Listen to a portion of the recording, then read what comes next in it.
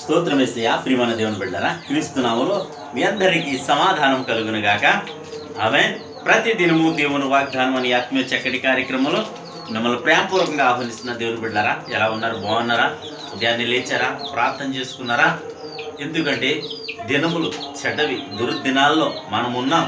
ఎందుకంటే ఈ దినములు ఎందుకు చెడిపోయినంటే మనం దేవునికి వ్యతిరేకంగా జీవిస్తున్నాం కనుక మరి దినములు చెడ్డగా ఉన్నాయి. దుర్దినాల్లో మనం ఉన్న అపాయకరమైన పరిస్థితుల మధ్య మనము వెళ్తా ఉన్నాం కనుక ప్రియమైన దేవుని బిడ్డలారా, ప్రతి ఒక్కరూను ధైర్యం తెచ్చుకోండి. ఎందుకంటే ధైర్యం తెచ్చుకుని దేవునికి దగ్గరగా జీవించండి. మన పరిస్థితి ఏ విధంగా ఉన్నా సరే ఆయన మార్చగలడు. ఆయన జీవము గల దేవుడు. ఎందుకంటే మరి వైరల్ ఫీవర్లని, రకరకాల వ్యాధులు, బాధలు, శోధనలు, అంతు చిక్కని తెగుళ్ళు, మరి అనేక మంది మరి బాధపడతా ఉన్నారు. ఈ దినము నీవు నేను ఇలా ఉన్నామంటే అది కేవలం నా యేసయ్య కృప అని నేను నమ్ముతున్నాను. ఎందుకంటే ఎప్పుడో చనిపోవలసిన వారము, ఎందుకు పనికిరాని వారము, మరి దేవుడు ఎందుకు మనల్ని నిలబెట్టుకుంటాడంటే నేడైనాను నీ జీవితాన్ని మార్చుకుంటావేమో అని.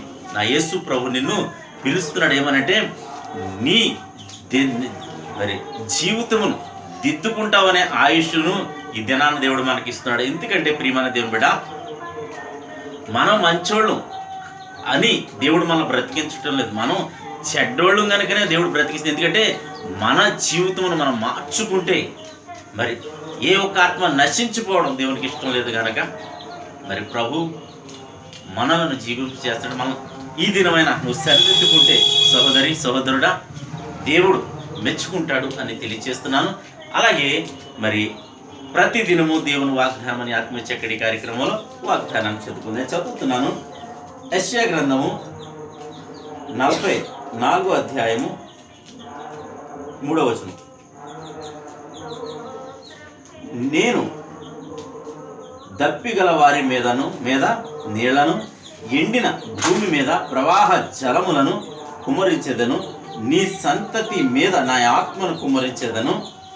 నీకు పుట్టిన వారిని నేను ఆశీర్వదించేదను. దేవునికి స్తోత్రం. చక్కటి వాగ్దానం. ఎందుకంటే ఒకవేళ నువ్వు దప్పికొని ఉన్నావేమో, దేవుని వాక్యం కోసం నీ దాహమేమో, అనేకమైన శ్రమల శోధనలో ఉండి మరి నీ పరిస్థితి దప్పికొన్న స్థితిలో ఉందేమో, ఆరోగ్యం కోసమా, మరి ఒకవేళ శాపంలో ఉండి, పాపంలో ఉండి మరి నీ కుటుంబ వ్యవస్థ బాగోలేదేమో, అయితే మరి నీ కుటుంబం బాగుపడాలనే దాహంలో నువ్వు ఉన్నావు, నీ వ్యాపారం బాగుపడాలనే దాహంలో నువ్వు ఉన్నావేమో, ప్రతి పరిస్థితిలో నువ్వు నష్టపోయిన స్థితిలో ఉన్నావేమో, అయితే నీకు శుభవార్త, నేను దప్పికొని వారి మీద నీళ్లు, ఎండిన భూమి మీద ప్రవాహ జలములు కుమ్మరించే దేవుడు. ఎందుకంటే నేను ప్రకటిస్తున్న నజరేయుడైన యేసుక్రీస్తు జీవము గల దేవుడు. ఆయన వాగ్దానం చేయగా నెరవేర్చే దేవుడు, నమ్మదగిన దేవుడు అని నీకు తెలియజేస్తున్నాను. ఇంకేమంటున్నాడంటే నీ సంతతి మీద నా ఆత్మను, నీవే కాదు నీ సంతతి మీద కూడా ఆయన ఆత్మను కుమ్మరించేదని అంటున్నాడు. ఇంకా ఏమంటే నిన్ను ఆశీర్వదించడం కాదు, నిన్ను స్వస్థపరచడం కాదు, నీకు మరి వ్యాధి బాధలు కానీ ఆశీర్వాదం ఇవ్వడం కాదు, కానీ నీకు పుట్టిన పిల్లల్ని కూడా నేను ఆశీర్వదిస్తానని దేవుడు వాగ్దానం చేస్తున్నాడు కనుక. ఎందుకంటే నీకు ఆశీర్వాదం అక్కలేకపోయినా నీ నెక్స్ట్ జనరేషన్కి నీవేం చేయాలంటే ఎంతో కొంత ఆశీర్వాదాన్ని దాచిపెట్టుకోవాలి, సంపాదించుకోవాలి. కనుక ప్రియమైన దేవుని పట్ల ఆ ఆశీర్వాదం పొందుకోవాలంటే దేవునికి దగ్గరగా జీవించండి. దేవునితో ప్రతి దినం మీ సంభాషణ జరగాలి. దేవుడు మీతో మాట్లాడంటే వాక్యం చదవాలి. అలాగే ఈ వీడియోల ద్వారా లేదా అనేకమైన మరి చోట్ల ప్రార్థనలు, అనేకమైన గొప్ప గొప్ప దైవజనులు మరి పెద్ద పెద్ద మెసేజ్లు చేసి, ప్రసంగాలు చేసి మరి దేవుడు యూట్యూబ్ ద్వారా కావచ్చు, షేర్చాట్ ద్వారా కావచ్చు, టీవీల్లో కావచ్చు, మరి అనేక రకాల సంఘాల్లో, చర్చిలు కావచ్చు, మీటింగుల ద్వారా కావచ్చు, ప్రతి ఒక్కరిని వాడుకుని, నా బోటు వాడిని కూడా వాడుకుని ఈ దినం మీకు ఇస్తున్న వాగ్దానాన్ని మీరు ఒకవేళ మరి పొందుకోగలిగితే దేవుడు నిన్ను దీవించబోతున్నాడని తెలియజేస్తూ దేవుడి మాటలు దీవించను గాక. ప్రార్థన చేసుకుందాం. స్తోత్రము తండ్రి, వందనాలు యేసయ్యా. ప్రతి దినము దేవుని వాగ్దానం అని ఆత్మీయ చక్కటి కార్యక్రమంలో తండ్రి మీరు ఇస్తున్న వాగ్దానం, నేను దప్పికొన్న వాని మీద నీళ్లును, ఎండిన భూమి మీద నా తండ్రి నీళ్లను, ప్రవాహ జలమును కుమ్మరించదని వాగ్దానం చేస్తున్నాం. అలాగే మమ్మల్ని ఆశీర్వదించడం కాకుండా నీకు పుట్టి సంతతి వారి మీద ఆత్మను కుమ్మరించేదని అంటున్నావు. అలాగే ప్రభా నీకు పుట్టిన వారిని నేను ఆశీర్వదించేదని అంటున్నావు. ప్రభా ఎంతమంది ప్రజలు ఈ సమయంలో నాయన ప్రార్థనలు ఎక్కువిస్తున్నారు నాయన, స్వస్థత కోసం కావచ్చు నాయన, కుటుంబంలో ఉన్న నష్టం కోసం కావచ్చు నాయన,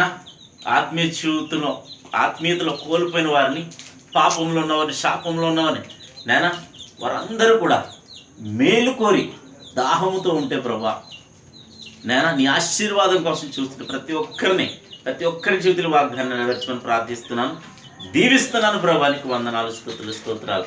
అలాగే తండ్రి ఎంతమంది రోగులు ఉంటే స్వస్థపరచమని ప్రార్థిస్తున్నాను.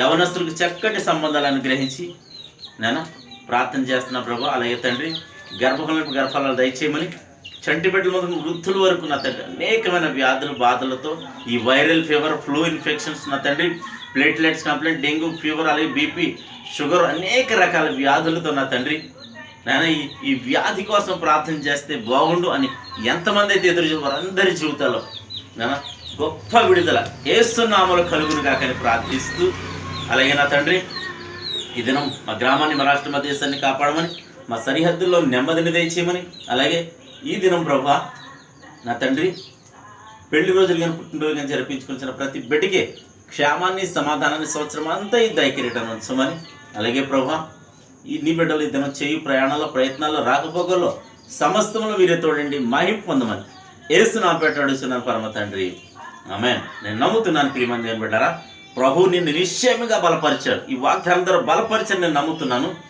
మీరు నమ్మండి, వీడియో లైక్ చేయండి, షేర్ చేయండి. మీ పొందుకునే వాక్యాన్ని కూడా అనేక మందికి పంచిపెట్టండి, షేర్ చేయండి. అలాగే మీ యొక్క ప్రార్థన అవసరాలు కామెంట్ రూపంలో తెలియజేయండి. దేవుడు నిన్ను కుటుంబాన్ని దీవించును గాక, ఆమేన్.